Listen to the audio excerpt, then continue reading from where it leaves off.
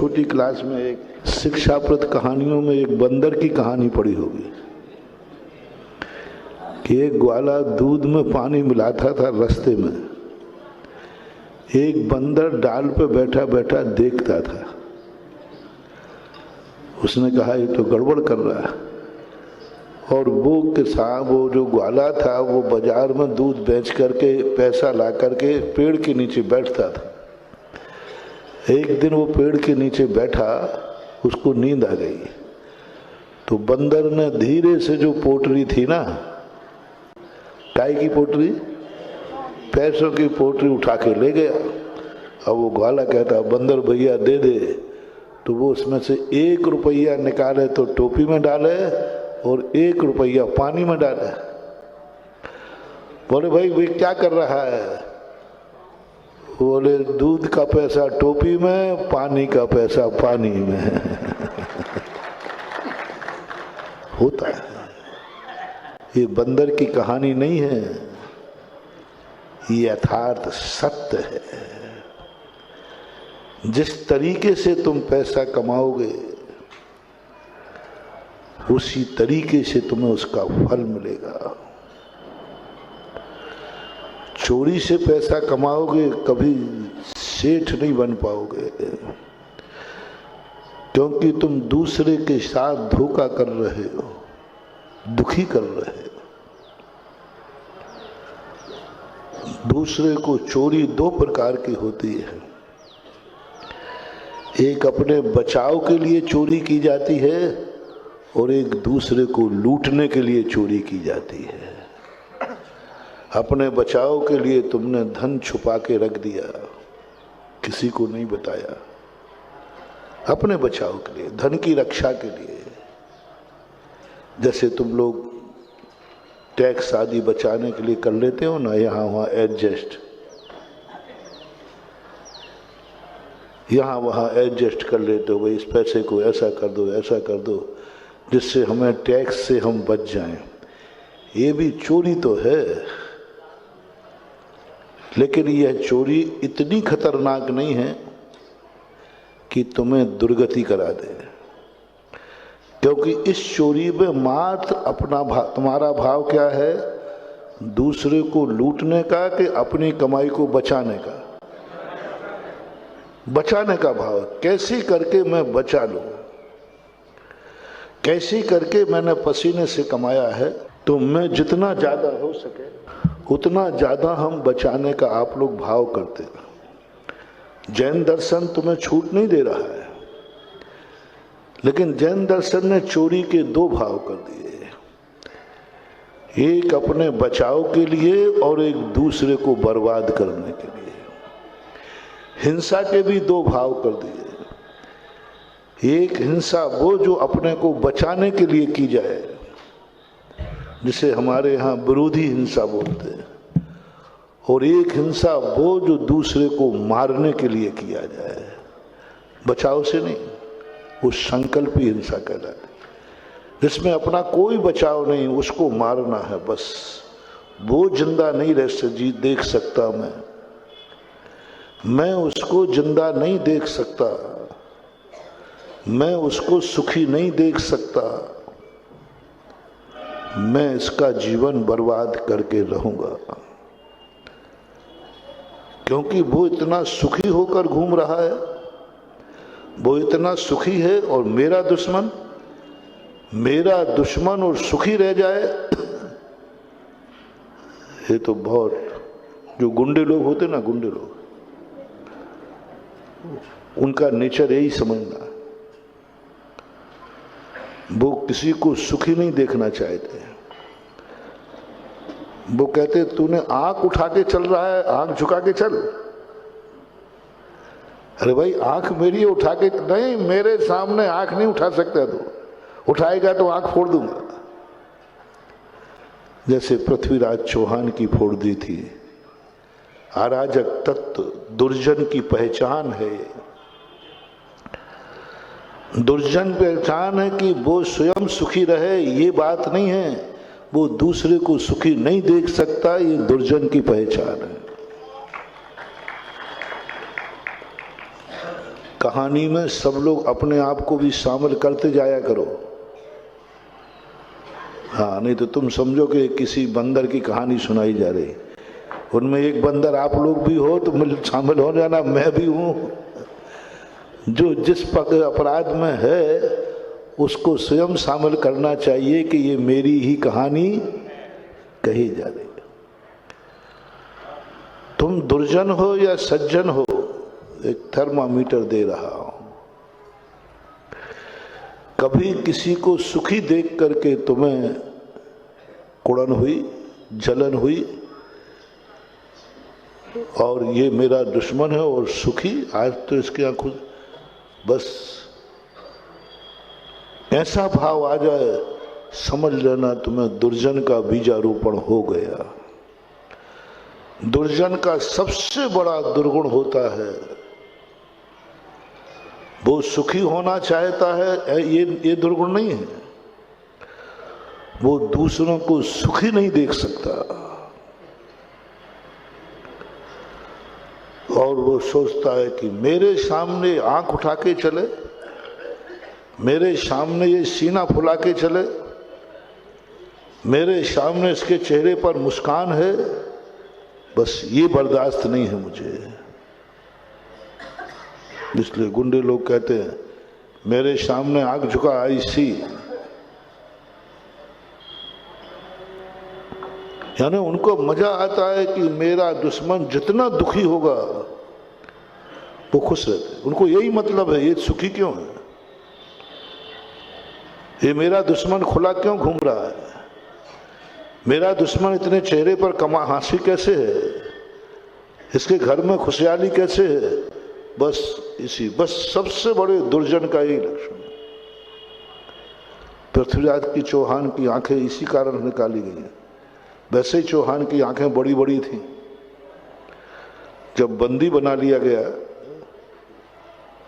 तो बंदी के नाते ही वो तो चौहान होता है, ठाकुर होता है, छत्री था।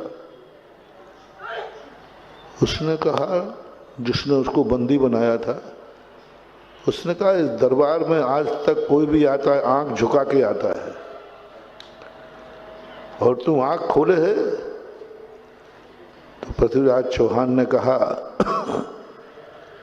ये चौहान वंशी अजमेर का राजा हूं, इसकी गर्दन तो क्या आज तक आंख भी नहीं झुकी है और झुकेगी भी नहीं। आंख झुकती है अपराधी की या आंख झुकती है वीतरागी की? आंख झुकती है अपराधी की या आंख झुकती है वीतरागी की? चौहान कहते वीतरागी में हूं नहीं और अपराधी भी मैं हूं नहीं। अब आंख कैसे झुकाऊं? आंख कैसे झुकाऊं? वीतरागी तो हूं नहीं कि आंख झुका के बैठ जाऊं, और अपराधी हूं नहीं। इन दो के अलावा आंख झुकती नहीं, फिर तो आंख बंद होती है, सोते समय या मरते समय। क्या तर्क था? कैसे झुकाऊं मैं आंख? दिन है अभी, सो रहा नहीं तो आंख बंद होगी नहीं, और मरा हूं नहीं तो आंख बंद। और झुकाने की बात आई तो मेरा अपराध नहीं है, मैं तो उपकारी हूं तेरा। 16 बार मैंने तुझे माफ किया है, पहले वह उपकार तो चुका दे। 16 बार माफ किया था पृथ्वीराज चौहान ने अपने दुश्मन को। 16 बार जीवन दाता हूं मैं, अपराधी कहां हूं? जब अपराध नहीं किया है तो ना ये गर्दन झुकेगी और ना आंख झुकेगी। पृथ्वीराज चौहान ने आंख नहीं झुकाई। उस दरबार का नियम था कोई आंख उठा के नहीं आएगा। आताताई थे वो, अराजक तत्व थे वो। आंख उठा के नहीं आएगा, बल्कि गर्दन झुका के आएगा। गर्दन झुकाना चाहिए, आंख झुकना चाहिए, और सामने आते ही कमर भी झुकना चाहिए। पृथ्वीराज चौहान कहते, मैं तेरा दास हूं नहीं कि कमर झुका दूं, गर्दन झुका दूं। तू मेरा मालिक है नहीं कि तेरे सामने नमस्कार कर लूं, और अपराधी हूं नहीं, आंख कैसे झुकेगी। तुरंत जाकर के उसकी दोनों आंखें फोड़ दे, बस इतनी सी बात पर। क्यों झुकाऊं आंख, अपराधी हूं नहीं, बीतरागी हूं नहीं। चौहान की आंखें फोड़ दे। बोले अब तो झुक जाएगी, बोले अभी भी पलक तो खुला रहेगा। आंख फूट गई लेकिन पलक नहीं झपकाया पृथ्वीराज चौहान ने।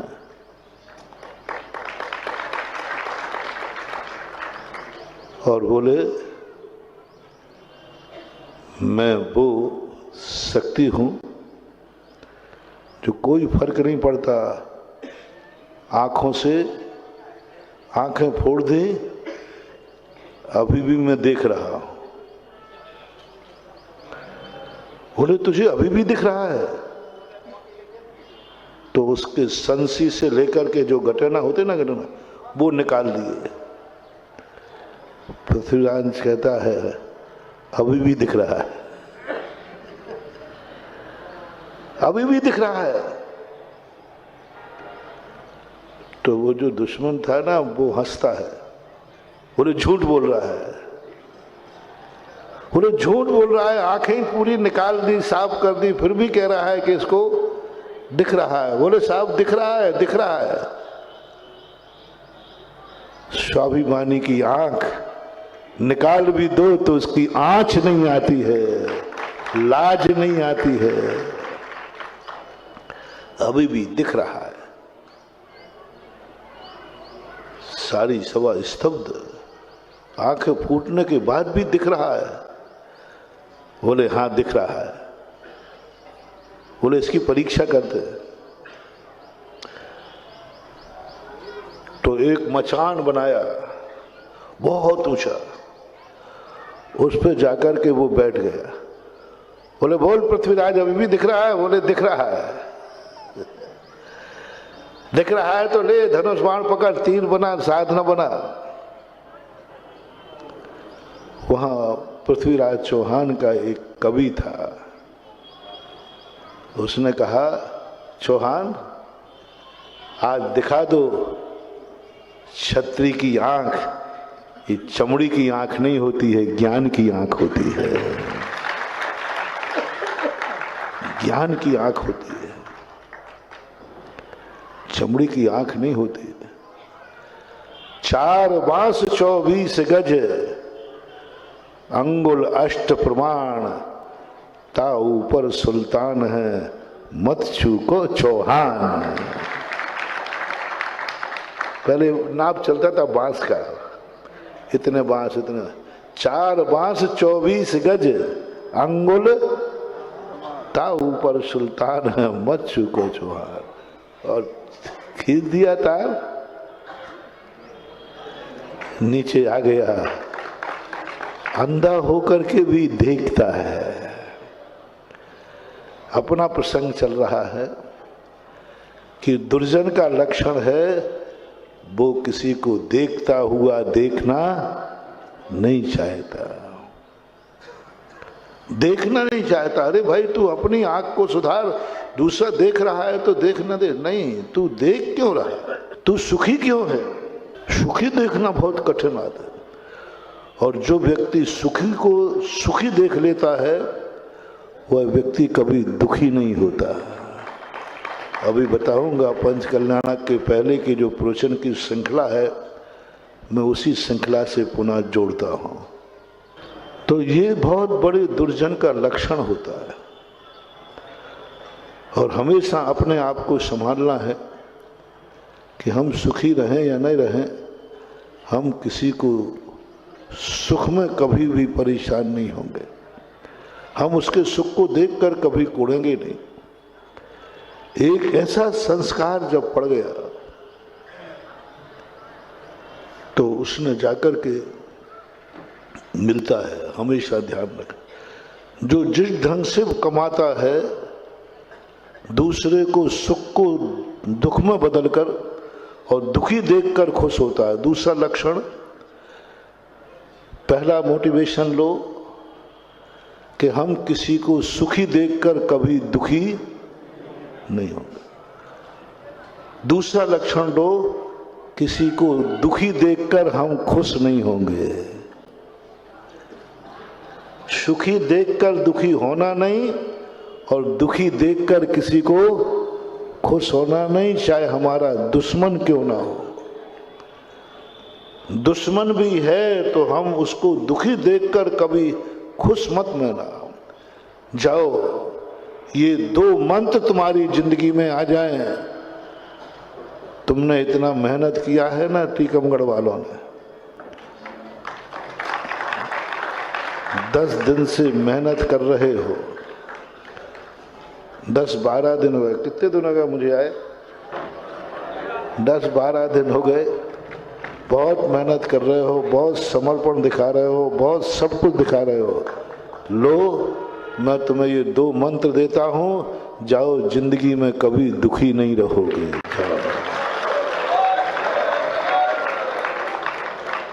रिपीट करता हूं, कभी किसी को सुखी देखकर दुखी होना नहीं और किसी को दुखी देखकर कभी खुशी मनाना नहीं। बस ये 2 मंत्र हैं। नमोकार मंत्र भूल जाओगे तो चलेगा, कभी भूल जाओ अंजन चोर जैसे, बुढ़ापे में आड़म ताड़म कछु ना आवे, भूल जाओ तो भी चल जाएगा। भगवान को भी भूल जाओ तो चला लूंगा, मैं बोल दूंगा कि बेचारा अभी भुलक्कड़ हो गया है बुढ़ापे में, और चलो मैं भी नाराज नहीं होऊंगा, मुझे भी भूल जाना तो कोई बात नहीं। लेकिन आज जो 2 मंत्र दे रहा हूं ये कभी, ये आत्मा की पर्याय बना लो। किसी को सुखी देखकर दुखी होना, किसी को दुखी देखकर खुश होना, इससे बड़ा दुर्जन का और क्या। दुष्ट का ये लक्षण है, दुर्जन का ये लक्षण है। इसलिए वो जो पानी में डाल रहा है बंदर, वो ये कहानी नहीं थी, एक शिक्षा देने की थी कि जिस तरीके से तुम जियोगे, जिस तरीके से तुम कमाओगे, जिस तरीके से खाओगे, फल भी वैसा ही मिलने वाला है, वैसा ही मिलने वाला है। उसको कोई नहीं टाल सकता। ये प्रवचन महाराज का चल रहा था। एक चोर था, राजस्थान की घटना है, यथार्थ घटना। एक घर में एक सेठ जी के यहाँ 6 बार चोरी हुई। कितने बार? 6 बार चोरी हुई और 6 बार वही चोर आते थे। साल 2 साल में, 2 साल में, 3 साल में चोरी होनी है।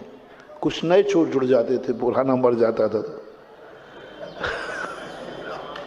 लेकिन एक आध उसमें से पुराना। तो 7वीं बार वो चोरी करने आए।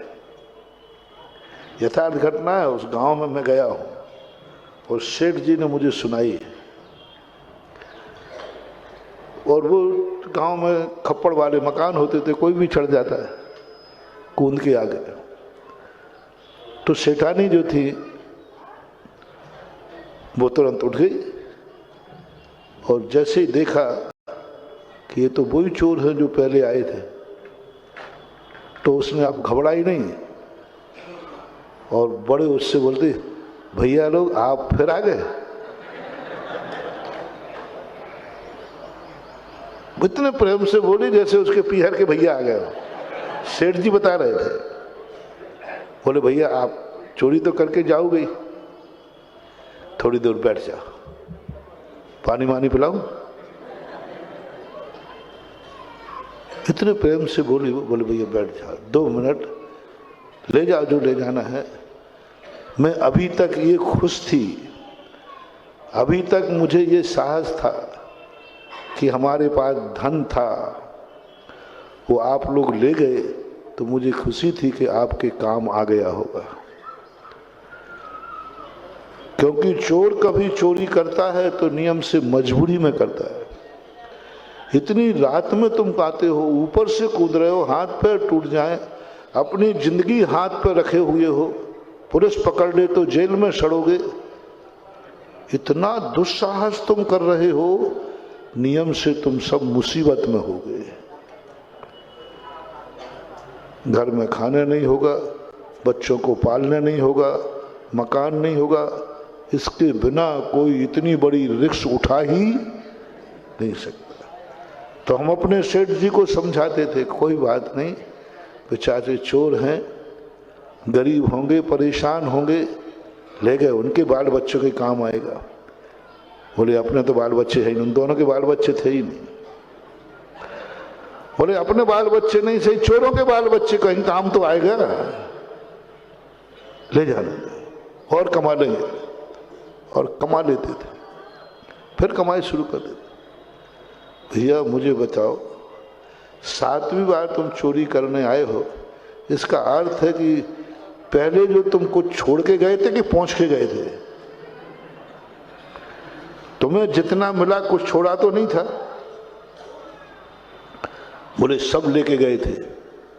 तो फिर तुम्हें अभी भी मालूम है कि मेरे पास कुछ है?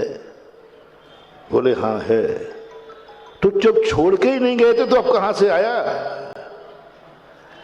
जब आप कह रहे हो कि मैं जितने बार चोरी की मैं सब उठा करके ले गया, तो फिर अब कहां से आया? बोले यही समझ में नहीं आ रहा है माँ जी कि हम सब साफ करके ले जाते हैं और फिर भी तुम्हारे पास निकल आता है। माँ जी ये बात तो आप बताओ कैसे? बोले भैया हम लोग धर्मात्मा हैं, हम लोगों कुएं के समान हैं। उस समय कुआं चलते थे, गर्मी के दिनों में गांव का कुआं पूरा खत्म, एक बूंद पानी नहीं बचता था और सब गांव वाले घर्राटे लेकर सोते थे। टीकमगढ़ में भी रहा होगा। और सुबह सब लोग 4 बजे जल्दी उठकर बाल्टी लेकर जाते, कुएं में डालते, डुब डुब डुब की आवाज आ जाती है। शाम को तो सब साफ करके गए थे, सुबह कहां से आ गए? बोले हम जैनी लोग कुएं के समान होते हैं, हम लोग धर्म हैं। हमने आज तक किसी के यहाँ चोरी नहीं की, हिंसा से नहीं कमाया, हमने ऐसे अपराध नहीं किए हैं।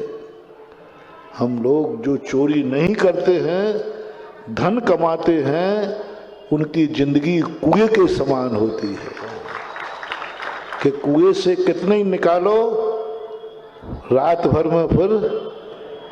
हाँ, तभी तो हम अपने भक्तों को, कई लोग कहते महाराज जी ललितपुर में खूब दान दिया लोगों ने, टीकमगढ़ में अभी शुरू हुआ है, खूब दान दिया। तो लोगों ने कहा महाराज जी ललितपुर को तो आपने खूब दान दिया है। आपकी भाषा बोलो महाराज जी जम के निचोड़ दिया है। आप लोगों की भाषा ऐसे ही होती है। महाराज थोड़ी तो दया आपको आना चाहिए। मैंने की दया आएगी नहीं, क्योंकि मैंने अपने भक्त को तालाब नहीं बनाया है, कुआं बनाया है। ज्यों खर्चे त्यों त्यों बढ़े, बिन खर्चे मैंने कुआं बनाया है। निचड़ जाने दो, सब साफ हो जाने दो। एक रात के बाद देखना, सुबह आके देखना इनका क्या होता है। महानुभाव, ये मंत्र आप अपनी जिंदगी में रखना। कभी तुमने इतना दान बोल दिया हो कि पूरी सब कुछ लग गया, जितना कमाया था, जितना कमाया था सब लग गया। चिंता मत करना, गुरु पर विश्वास करना और आराम से शांति से सो जाना और 6 महीने बाद उठ जाना, फिर अथाह संपत्ति होगी और पुनः तुम तैयार होगे कि अगला इंद्र फिर मुझे ही बनूंगा, अगला इंद्र फिर मैं ही बनूंगा।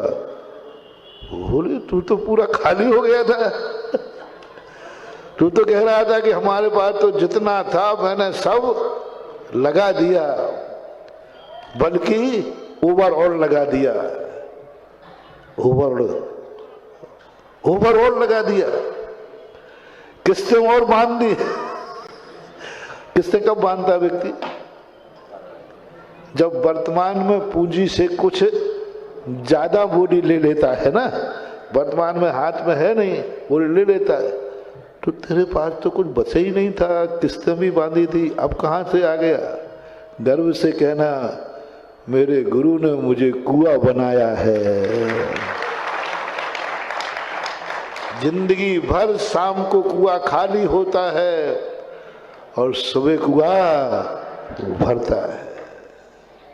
सिद्धांत है, करके देखना। जिन जिन ने दान बोले हैं पंच कल्याणक में, क्योंकि अभी तुम ललितपुर वाले तो अब सैंपल नहीं भरते, सीधा ऑर्डर देते, तुम सैंपल में शुरू कर देना और इनके कुछ दिन बाद ये पैसा पूरा चुक नहीं पाएगा और तुम दूसरी बोली लेने के लिए तैयार हो जाओगे। ये मेरा एक बार नहीं, 50 बार, सैकड़ों बार मैं आजमा चुका हूं। एक मंदिर बना नहीं पाए, दूसरे मंदिर का आशीर्वाद, एक बोली चुक नहीं पाई, दूसरी बोली मैंने भी पहले, अरे महाराज वो तो चुक जाएगी, कितनी सी रह गई है, अब तो नया आशीर्वाद दो। यदि यह नहीं होता तो हम लोग आपके दुश्मन नहीं हैं। जो आपके पास पैसा हमें अच्छा नहीं लग रहा है, हैं? डाकू नहीं हूं, साधु हूं।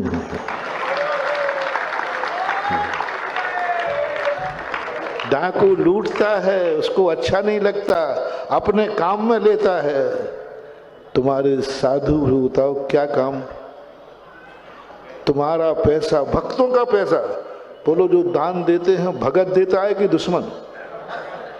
तो भक्त के पास पैसा कोई बुरा लग रहा था महाराज को, जो दान करा दिया, चलो करा दिया होगा, तो हमारे क्या काम में आएगा? जितना तुम लोगों ने दान दिया है, दान देते समय सोचना महाराज का क्या स्वार्थ है। कोई भी बात मानते समय कई लोग कहते महाराज जी आप लोगों की, आपके मुंह से निकली हुई बात ये सब लोग कैसे मान जाते हैं? आप नहीं बैठे तो बोली बढ़े नहीं। एक बार मैंने कहा, मैंने कि भैया बोली में मुझे क्यों बैठालते हो 2-2 घंटे, मेरा समय खराब करते हो। पक्का है मैं बोली नहीं लूंगा,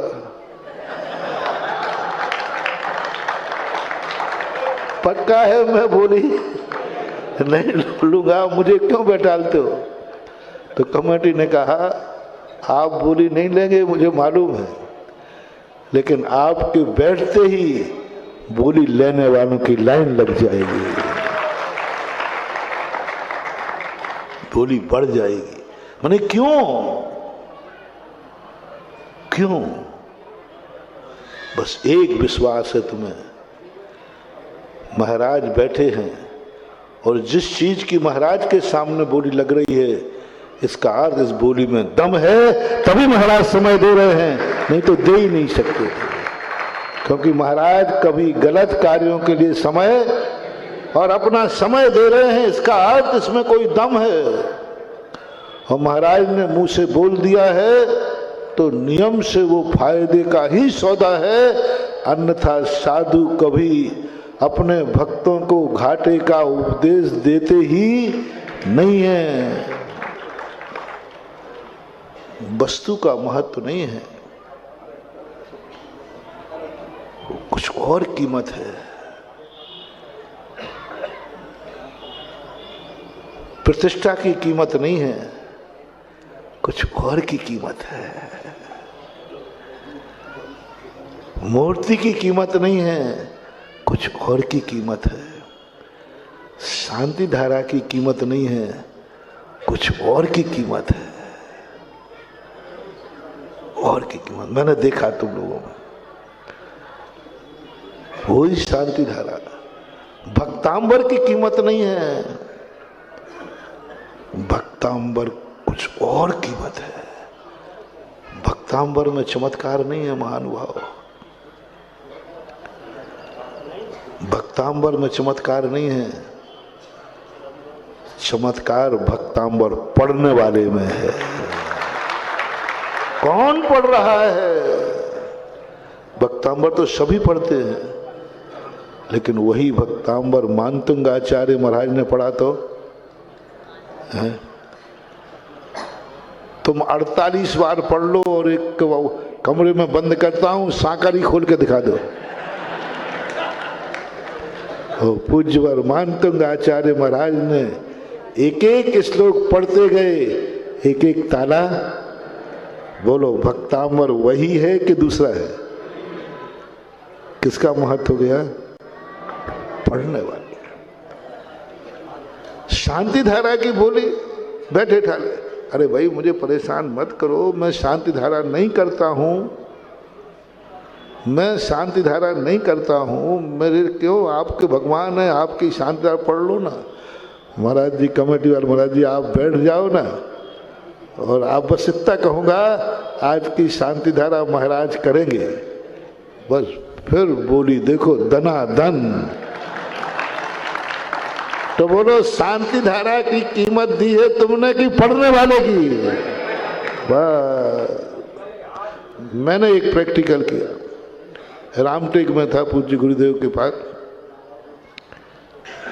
उनने शांति धारा की बोली बढ़ाई, बोली बड़ी नहीं, बड़ी नहीं।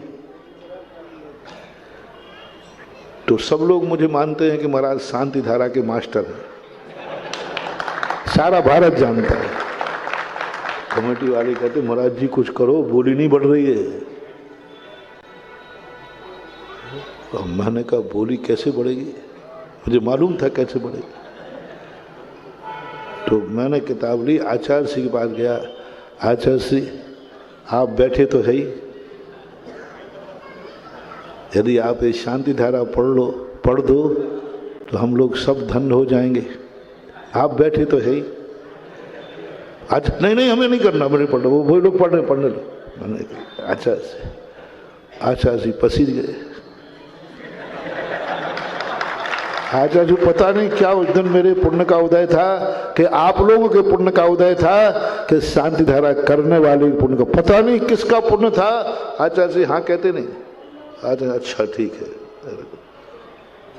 और बस आचार्य से पढ़ने की हाँ कही, मैंने धीरे से बोला नहीं, इतना बोलना है जादू, टनाटन जादूगर, कि आज की शांति धारा पूज्य गुरुदेव कराएंगे। और बोली 10 लाख पर पहुंच गई।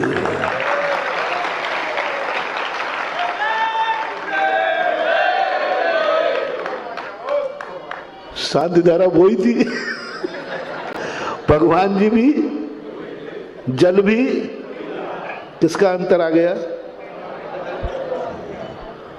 हमारे शास्त्रों में एक सूत्र कहलाता है, वक्ता की प्रमाणता है, वचन की नहीं। वक्तृ प्रामाण्यात वचन प्रमाणम। वक्ता की प्रमाणता से वचनों में प्रमाणता आती है। पूज्यवर वीरसेन स्वामी महाराज श्री धबला जी के अंदर ये सूत्र कहते हैं। वक्ता कैसा है? वचन नहीं, वचन नहीं, वक्ता कैसा है? दवाई कैसी है ये कोई नहीं जानता, डॉक्टर कैसा है? बोलो तुम दवाई जानते हो तब खाते हो कि डॉक्टर को जानते हो? 99% दवाई को नहीं जानते, उसमें जहर है कि जहर मोहरा है, क्या है तुम्हें कुछ भी पता नहीं है। तुम किसको जानते हो? बस डॉक्टर ने कहा ना, कुंद कुंद स्वामी महाराज ने भी यही कहा, जय विस्मु भुजंतो बेजो पुरुषो न मरण मोबे आदि। जहर भी है और वैद्य के हाथ से दे रहा है तो फेंकना मत, खा लेना, वही चीज वही जहर तुम्हें जिंदा रखेगा। लेकिन किसके हाथ का?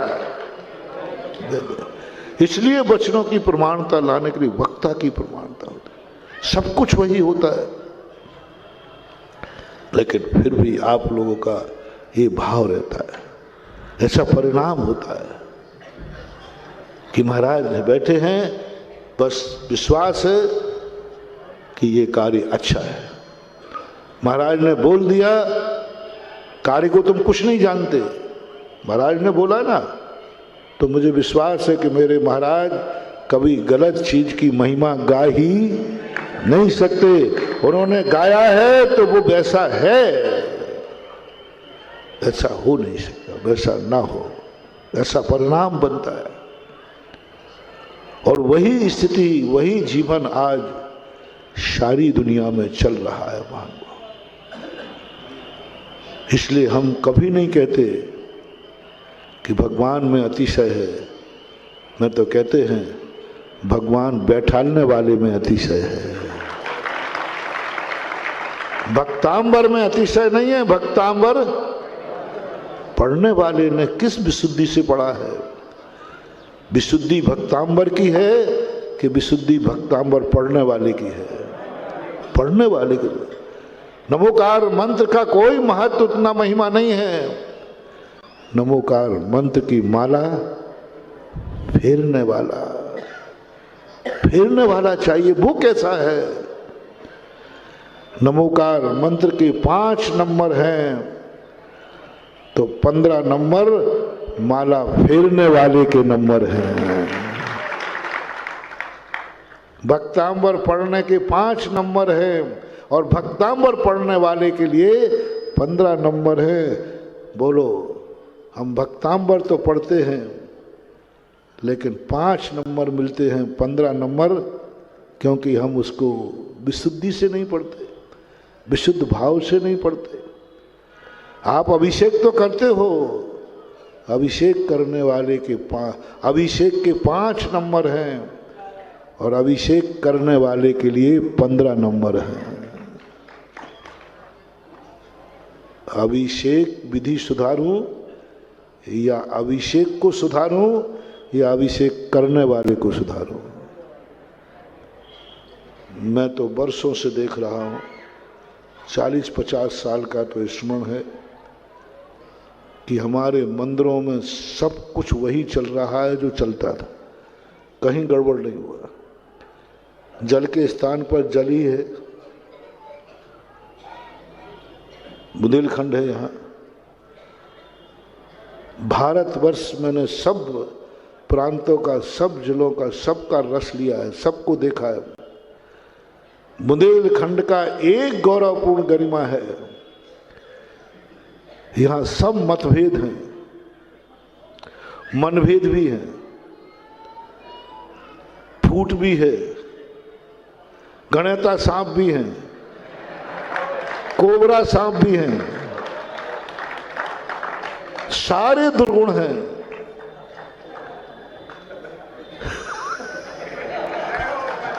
सारे दुर्गुण हैं, पर बुंदेलखंड में एक गुण है कि प्रत्येक मंदिर की पूजन की थाली और अभिषेक का लोटा एक समान है। हर प्रांत में पूजन की थाली में और अभिषेक के लोटे में कोई कुछ भरे है, कोई कुछ भरे है। हर प्रांत में किसी के लोटे में जल है, किसी के में दूध है, किसी के में घी है, कभी गन्ने का रस, कभी फलाना है। लेकिन गर्व से कहता हूं, टीकमगढ़ का भी कह दूं, हाँ, नहीं तो गड़बड़ नहीं हो, मैं अभी पहली बार आया हूँ बहुत में। बोलो यहाँ सब मंदिरों के अभिषेक के लोटे में क्या है? पक्का कह रहे हो, नहीं तो गड़बड़ हो जाए कोई कार्य। बस एक खूबी है, एक गर्भ से मस्तक। हम कितने भी विरोधी रहें, हम परस्पर में कितने भी कसाई करें, लेकिन मंदिर को जब जाते हैं, भगवान पर अभिषेक होता है तो सबके लोटे में एक शुद्ध जल होता है। हम कहीं तो एक है, हम हर स्थान पे अलग अलग हैं। घर में बाप से भी अलग है, घर में बाप से भी अलग हैं, घर में भाई से भी अलग हैं, हम सबसे अलग हैं। लेकिन हमारा बुंदेलखंड मात अभिषेक के लोटे में एक है, अखंड है। और यही अखंडता बुंदेलखंड का मस्तक ऊंचा उठाते हैं। यही कुंद कुंद की परंपरा है, जिसके यहाँ सब एक लोटा है।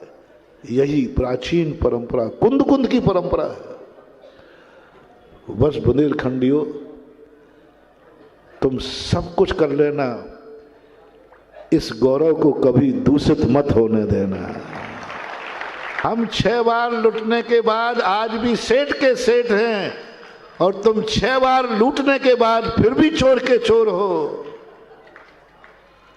वो सेठ जी लेटे लेटे कह रहे, ये तो ऐसे ब्याह का बात कर रही जैसे इसके पीहर के लोग आए हो।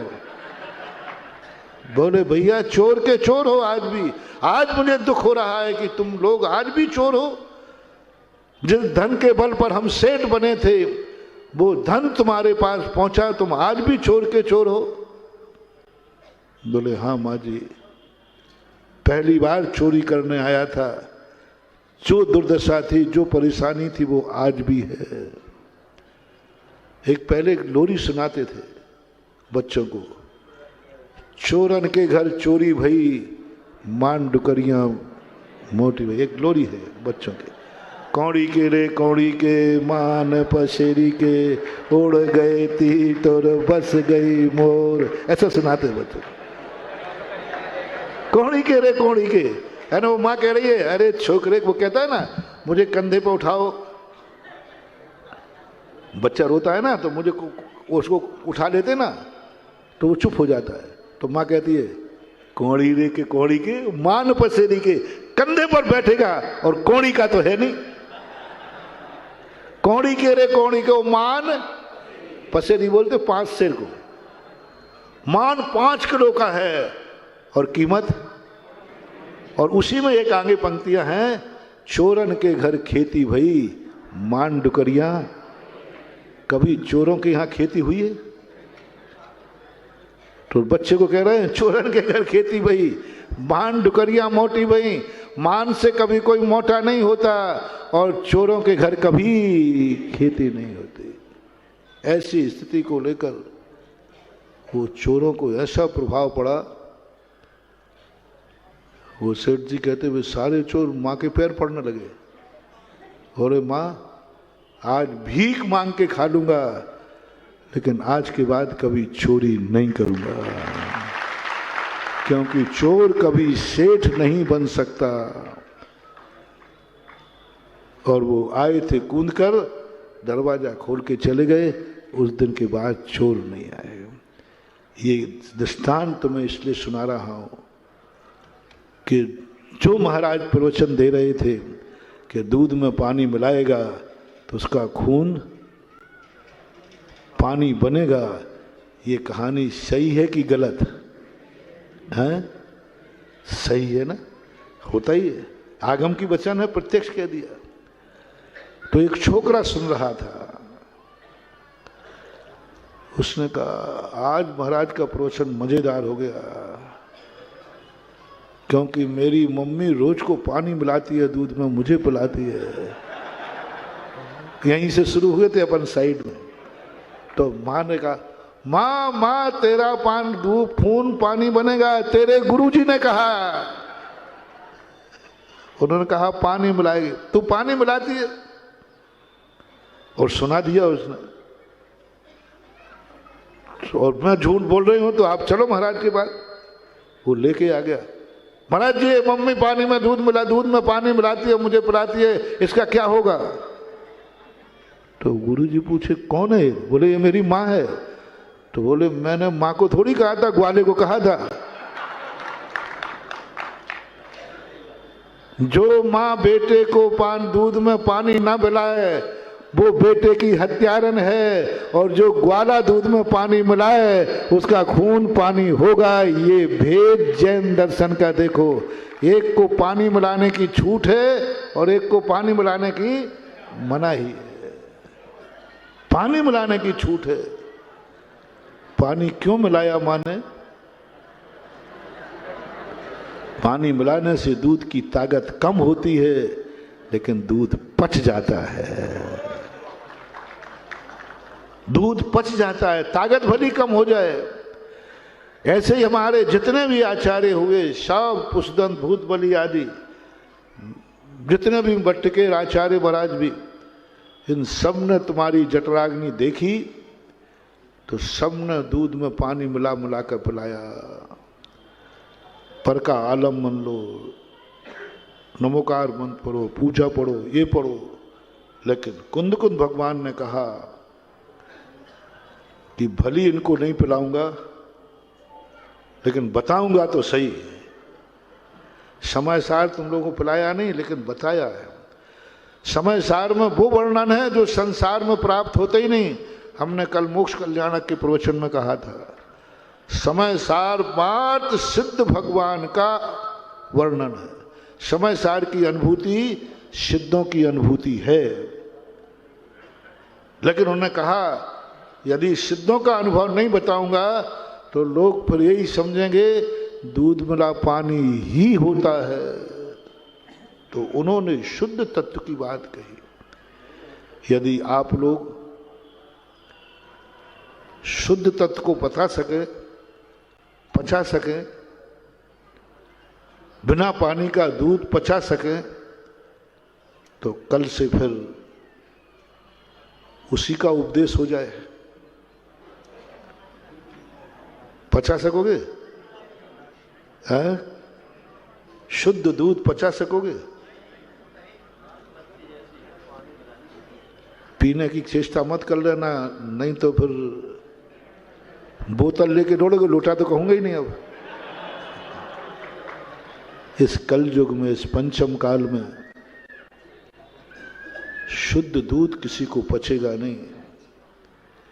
इसलिए पूज्यवर समंत्र भद्र महाराज ने श्रावकाचार का उपदेश दिया।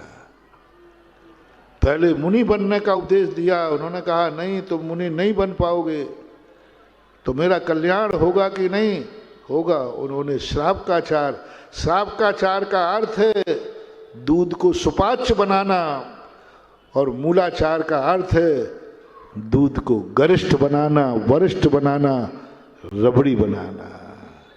अब जो मैंने दोनों दुकानें, मैंने कहा था ना मीठा एक प्रकार का होता और मिठाई, तो अब अपने पास दो मिठाई हैं। एक औटा हुआ दूध रबड़ी है, और दूसरा वो दूध में थोड़ा पानी मिला है। दोनों में से आप क्या खाना? पहला जो रबड़ी है उसके लिए मुनि बन के खाना पड़ेगा। मिल जाएगा, मिलेगा, पर मुनि बनना पड़ेगा। और दूसरा जो दूध है उसमें मीठा है, उसके लिए मुनि नहीं बनना पड़ेगा। With house, with family, with money, सब तुम्हारे हाथ में रहेगा, फिर भी तुम पी सकते हो। और रबड़ी खाने के लिए कुछ नहीं, दोनों में से एक चीज का करो। फिर कल अपन का समय, फिर दुकान में वही ज्यादा बनाऊंगा रात में। आज बोलो रबड़ी वाला कि पानी वाला?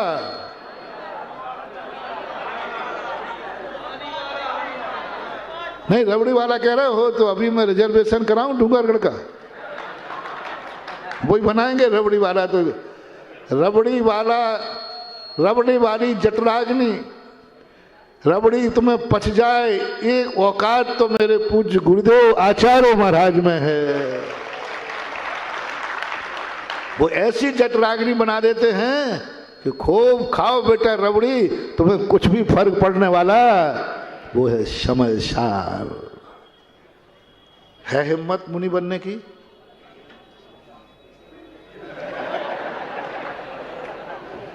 ऊपर ऊपर से मत बोलना, अंदर से बोलो। हमने इधर नहीं कहा।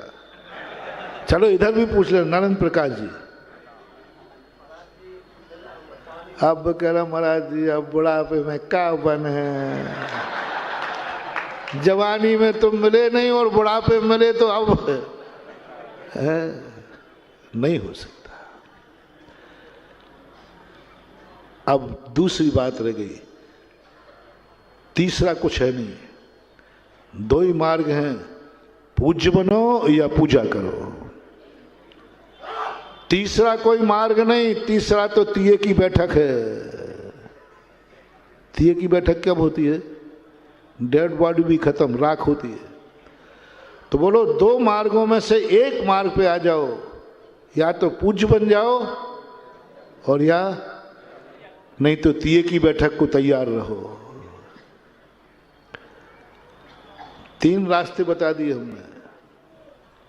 जो व्यक्ति या तो पूज्य बन जाओ मनुष्य पर्याय जैन कुल में पाकर के, और या पूजा की थाली ले लो, अन्यथा तिये की बैठक को तैयार रहो। मैं थोड़ा खुला बोलता हूं। महाराज ये तीसरी बात नहीं बोलो तो क्या हो जाए आपको, वो तो जरूर बोलूंगा। बोलो तीन में से कौन सा श्रेष्ठ है? नीचे से चलूं? तिये की बैठक? नहीं महाराज नहीं नहीं वो नहीं। तो ऊपर नंबर 1 पे करूं, सब पूज्य बनोगे। अब बीच की उंगली बची, क्या बची? बस कल वो चीज अपन को दिखाना है, वो चीज तुम्हें सिखाना है कि इस मंदिर में अतिशय लाना है। मेरा भाव है मैं किसी एक अतिशय क्षेत्र से नहीं बनता हूं, मैं तो जिस मूर्ति को नमस्कार करता हूं उस मंदिर में अतिशय चाहता हूं। टीकमगढ़ का ये नंदीश्वर मंदिर एक अतिशय मंदिर के नाम से जाना जाए, और वह अतिशय नाम से मंदिर जानने में आप ही साधक हैं और आप ही बाधक हैं। जो जो मंदिर में आएंगे वही अतिशय बनाएंगे, और जो जो मंदिर को बिगाड़ेंगे वही अतिशय बिगाड़ेंगे। अब मंदिर को अतिशयकारी बनाना किसके हाथ में है? मेरे हाथ में नहीं, आपके हाथ में है। तो कल से अपन मंदिर को अतिशय करना रहे। कितने बजे? 6 बजे, यानी 6 बजे। किसी भी हालत में कैसे भी हो, एक वाक्य भी तुम्हारी अनुपस्थिति में मेरे से नहीं निकल जाए। कल बहुत जो तुमने कभी नहीं सुना होगा, तुमने पूजा सुनी होगी लेकिन पूजा की महिमा नहीं सुनी होगी। तो सब लोग आज से जिनकी परीक्षाओं के पेपर हों, वो कोई बात नहीं, बच्चों के पेपर भी हो सकते हैं, लेकिन घर में बैठे मत रह जाना। कल जो घर में बैठा रहा, ध्यान रखना कल इस मंदिर से सारे भूत छूटेंगे। हाँ, इसका प्रमाण दूंगा मैं, बिना प्रमाण के कभी तुम मत सोचना कि मैं धमकी दे रहा हूं। धमकी देना मुझे आता नहीं, और जो कहता हूं वह हुए बिना रहता नहीं, ये ध्यान रखना। यदि आप गलती करना चाहते हैं, यदि ऐसा, तो फिर मुझसे कल सुबह से वो विधि मेरे मुख से मत कहलवाओ, तो फिर तुम्हें कुछ नहीं होगा। फिर घर में बैठे रहना, फिर कुछ नहीं होगा, फिर घर में बैठे रहना। और मैंने शुरू कर दी, मैं करते ही ऐसे ही हूँ। पहले कहता हूँ, हे चौकीदारों देवताओं, जो मंदिर में आ गया ठीक, नहीं आया तो जाके निपटाओ। अब मैं क्या करूं, मेरे चौकीदार पैसे ही है, उसी के लिए उनकी नौकरी रखी है। तो बोलो अभी फैसला कर लो, उपद्रव में मत पड़ो, आपका पंचकणक हो गया, तुम भी फ्री, हम भी फ्री। तुम भी फ्री हम भी फ्री, काय को उपद्रव कर रहे हो? और या फिर तैयारी करो कि कल कोई भी पुरुष वर्ग घर में नहीं रुकेगा सुबह 6 बजे। खास तौर से नंदीश्वर कॉलोनी वाला, खास तौर से नंदीश्वर कॉलोनी, जो नंदीश्वर कॉलोनी में अपना, जो लोग इस मंदिर से जुड़े हुए हैं, यूं मान लो अकेले नंदीश्वरी को, जो लोग इस मंदिर से जुड़े हुए हैं, इस मंदिर से जो जुड़े हैं, वो भूल नहीं करना, नहीं करना, नहीं करना। जिन लोगों को इस मंदिर का अतिशय चाहिए है, वो गलती नहीं करना, नहीं करना, नहीं करना। जिन लोगों को ये चाहिए कि कभी भी कोई भी बात आए हम आदिनाथ भगवान का सहारा लेंगे, वे गलती ना करें, ना करें, ना करें। जिनको ये विश्वास हो कि मेरी जिंदगी में मैं इतना समर्थ नहीं हूँ, मुझे कभी भी कुछ भी हो सकता है, जो मुझे आदिनाथ भगवान का त्रिकाल 24 का सहारा लेना ही पड़ेगा, ऐसा है तो वे चूक ना करें। मैं बार बार इसलिए कह रहा हूँ कि बाद में नहीं कहना कि आपने पहले से नहीं बताया था, इसलिए मैंने आगाज कर दिया। और कल सब लोग कोई भी मंदिर का धोती दुपट्टा पहन के नहीं आएंगे, अपने खुद का निजी, चाहे वो पंचकर्णक का मिला हो, वो तो तुम्हारा ही है। पंचकर्णक वाला नहीं का है ना कि वापस ले लिया। हाँ। वो पहन लेते, और नहीं तो अपना निजी नया खरीद करके अपना निजी धोती दुपट्टा पहन के आओगे, उसका अतिशय, दुपट्टा में भी अतिशय है रे, धोती में अतिशय है। तुम कहाँ कहाँ खोज रहे हो? तुम अतिशयों के भंडार हो, तुम्हारी हर क्रिया अतिशयकारी है। तुम मंदिर के लिए बाथरूम में नहाते हो, वहां अतिशय है। तुम क्या समझते हो मंदिर में ही है? बताऊंगा, कल बताऊंगा। महावीर भगवान की